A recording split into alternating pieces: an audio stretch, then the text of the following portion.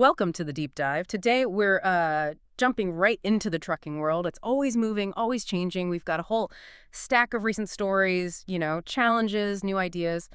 And our job is to sort through it all, connect the pieces for you. We want to give you a clear view, help you understand what really matters for your life on the road. Absolutely. And that's the focus, right? Right. How does all this stuff, the headlines, the trends actually impact you? Your daily work, your safety, even planning your future in this industry. It's about getting beyond just the news and understanding the why behind it, making sure you feel respected in this vital line of work. Okay, let's start with something maybe a little surprising. Picture this. The Nebraska Trucking Association at the State Fair. Yeah, like right there with the funnel cakes and, I don't know, prize pigs. It sounds kind of fun, maybe a bit quirky, but what's the real reason? Funnel cakes and freightliners. Huh. Yeah, it does sound unusual.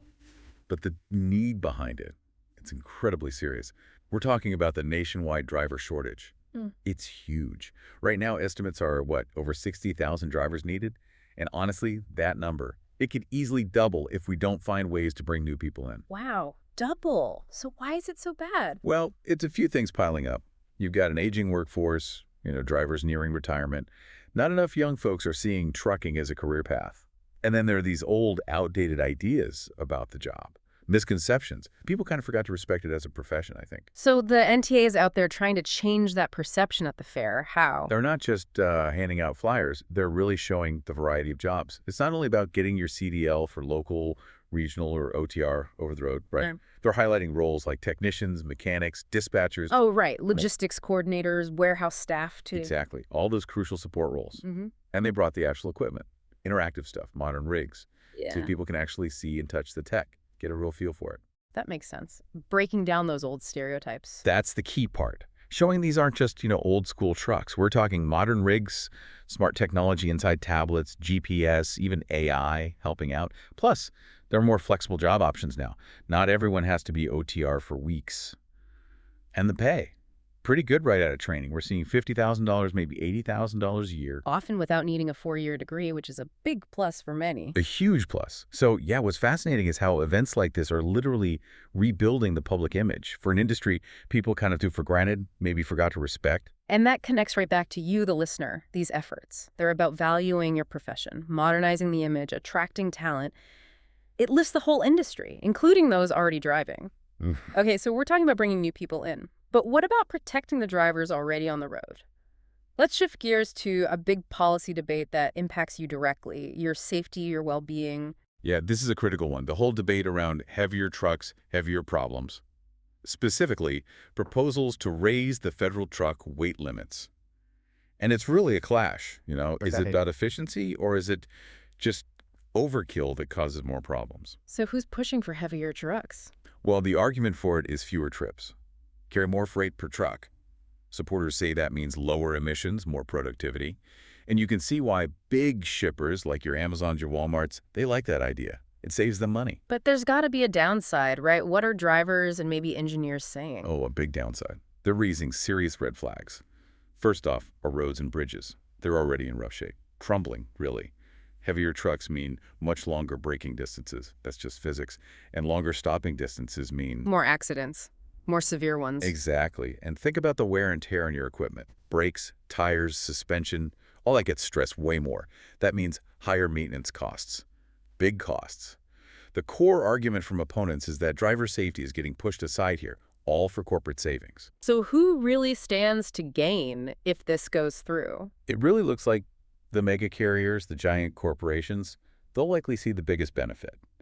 But for small fleets, for owner-operators, it could be a real squeeze. You're facing higher costs for everything, equipment, maintenance, insurance. And are the rates per mile going up to match? Probably not. They might even go down. So what does this really mean for you, the driver trying to make a living? It sounds tough. It does. And it brings up that crucial question. Who gets a say? When policies affect the people who are the absolute backbone of this industry, thankfully, driver groups like OOIDA, Owner-Operator Independent Drivers Association, and safety coalitions, they're fighting back. How? What are they asking for? They're demanding real, independent safety studies before any changes happen. They want proof it's safe. And they want major upgrades to infrastructure first. Roads need to handle it. And maybe most importantly, they want direct input from drivers. Your experience matters. You know the reality. Absolutely. This is a fight for your safety, your livelihood, your voice, your experience. It's essential here. Okay, let's broaden the view a bit. Challenges for drivers aren't always these huge policy fights. They can be really local, sometimes almost funny if they weren't so costly, or they can be global. Let's talk about Boston for a second. Ever hear of Storrowings? Oh, yeah, Storrow Drive, the low bridges. Exactly. Rental box trucks just wham, hitting those low clearances. It happens so often they have a name for it. And the cost to the city, over $1 billion a year. $1 billion. That's staggering. It is. It sounds almost like a running gag, but $1 billion gag. That's not funny at all. Right. And it really highlights something important about knowing what you're doing or not knowing. So how does it keep happening? Well, mostly it's inexperienced drivers. Think college kids moving, people renting a truck for the first time. Ah, okay. Not usually professional CDL drivers then. Generally not, no. They're often using their phone's GPS, like Google Maps or Waze. Which don't route for truck hide. Right. Exactly. And they're either missing or ignoring the, frankly, very clear signs on roads like Storrowing Drive. It's restricted for a reason. So even though it's not usually pro drivers making this mistake. It still underlines how crucial the right knowledge and the right tools are. For any driver in any large vehicle, using a proper truck GPS matters. Ignorance here has massive costs: traffic jams, bridge damage, safety risks. That's a great point. It connects to preparedness on all levels. Which maybe brings us to a wider issue. Mexico recently suspended postal shipments to the U.S. Yeah, I saw that. The reason given was tariff confusion. What does that really mean? Well, it suggests a breakdown in understanding or agreement on import-export duties. Things get complex, rules change, confusion happens. And when it does, sometimes things just stop, like postal shipments. Now, on the surface, okay, it's mail. But it could be, a canary in the cross-border coal mine. A warning sign for bigger freight movements. Potentially. Think about who gets hit. Small businesses in Mexico who rely on that affordable shipping. They're hurt. U.S. customers waiting for orders. They face delays. But, crucially, for drivers doing cross-border LTL less-than-truckload or courier work, they're watching this very closely. Why? What are they worried about? Ripple effects. Could this signal more scrutiny at the border, longer inspections, more hassle with documents, maybe longer wait times? Tariff uncertainty can spread. It just adds another layer of complexity and a potential cost to cross-border runs. So the takeaway here is vigilance. Absolutely. Keep your ear to the ground if you're running U.S.-Mexico. Double, triple-check your customs paperwork, because these seemingly small issues like postal tariffs can sometimes hint at bigger bumps in the road ahead. Right. From local bridge heights to international trade rules, constant awareness is key. You've got to stay informed. Okay, let's look down the road now to the future. New technologies are definitely shaking things up in trucking. There's excitement, sure, but also maybe some worry. For sure. There's a lot happening. Like ZM Trucks. They just opened their U.S. headquarters right there in Fontana, California. And they debuted their all-electric Class 8 tractor, the ZM8. Fontana? That's right near the ports of L.A. and Long Beach, isn't it? Big freight corridor. Exactly. Super strategic location. It connects those massive ports to the rest of the country. So planting their flag there, it signals a real push for electric in heavy-duty hauling. Makes sense. But what's the buzz around electric trucks? I hear mixed things. It's definitely mixed. You've got the believers, right? They see it as essential for emissions rules. They talk about long-term fuel savings, maybe getting clean energy tax credits, a potential game changer. Okay, the believers. Who are the skeptics? Well, they worry about practical stuff. Range is a big one. How far can you really go on a charge? And the charging time. Long delays. I heard one driver say something like, "That ain't trucking, that's Uber Eats." Yeah, something like that. The idea of stopping for, say, 90 minutes every few hundred miles, it doesn't fit the OTR model for many. Yeah. And drivers themselves? Yeah, it's mixed. Older OTR guys are often pretty cautious. But maybe younger drivers or those doing local runs, they seem more curious. Less vibration, quieter ride, maybe better AC. Those are appealing points. Interesting. Okay, electric is one thing. What about autonomous trucks, driverless freight? Right, that's the other big one. Aurora, a key player there, just partnered with McLeod Software. The goal is to integrate their driverless tech into the software that fleets already use to manage trucks. So dispatchers could potentially manage autonomous trucks alongside human-driven ones. Okay, I can see how that makes sense for a fleet manager, but the immediate question for drivers is, am I going to be replaced? Yep.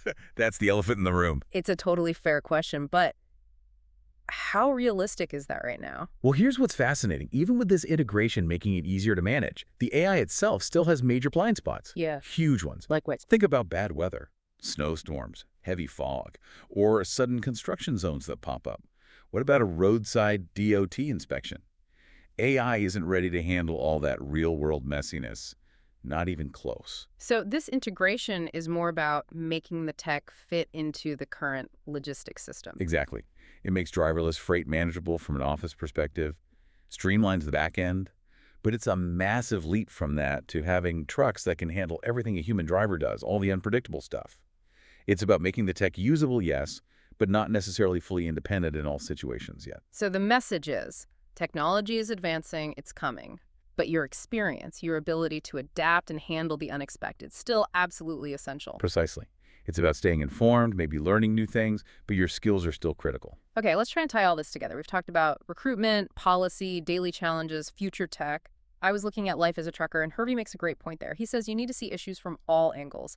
And maybe the most important angle is, well, your own, your personal control, your future. That really resonates, especially when you hear sources talk about the pain and suffering drivers go through, mostly because of things outside their control, right? Freight rates swinging wildly, the whole economy going up and down. It creates so much instability, it's tough. It really is. But Life as a Trucker points towards a potential solution, or maybe a way to build resilience.